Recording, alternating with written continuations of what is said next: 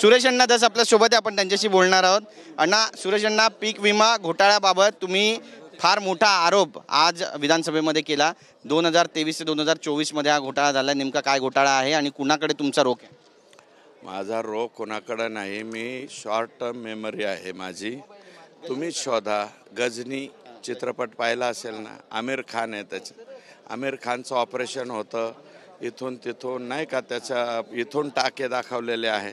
हां, आमिर खानने फार चांगली भूमिका निभावलेली आहे. तसं तुम्ही असं समजा, 2023 पासून 2024 पर्यंत कोण कृषी मंत्री होते हे सध्या शॉर्ट टर्म मेमरीमुळं माझ्या लक्षात नाहीत. त्यांचं नाव तुम्ही शोधा.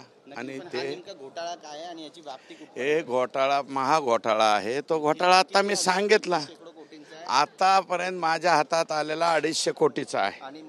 हे कागदाने नाही, याच्यामध्ये त्यांचा हात असेल तर 100% मोठा असो मासा, नाही तर वेल मासा असो. वेल मासा सगळ्यात मोठा आहे ना.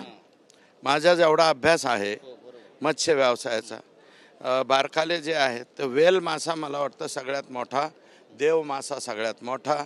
नाहीतर मग हे चिलापी, हे ते छोटे बारीक आहेत ना, रोहो, कटला, मिरगळ, हे बारकाले मासे आहे. कोल्ड वॉर सुरू आहे सुरेश दस आणि धनंजय मुंडे यांच्यात, असं म्हणावं. आज माल शॉर्ट टर्म मेमरी आहे. तुम्ही जे नाव घेतात ते सध्या मला आठवत.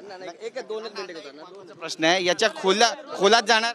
आपण पाहतोय सुरेश दस यांनी आपली भूमिका या ठिकाणी मांडली आहे. शॉर्ट टर्म मेमरी लॉस झाला असं म्हणतायत. धनंजय मुंडेकडे त्यांचा रोख आहे.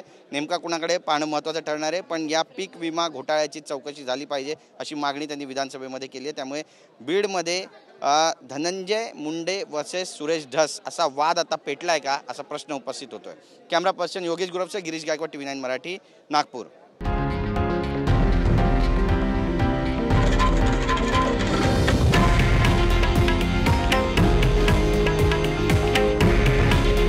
हे आहे देशातील नंबर 1 न्यूज नेटवर्क आणि आपण पाहत आहात TV9 मराठी. काळजी तुमची, हित महाराष्ट्राचं.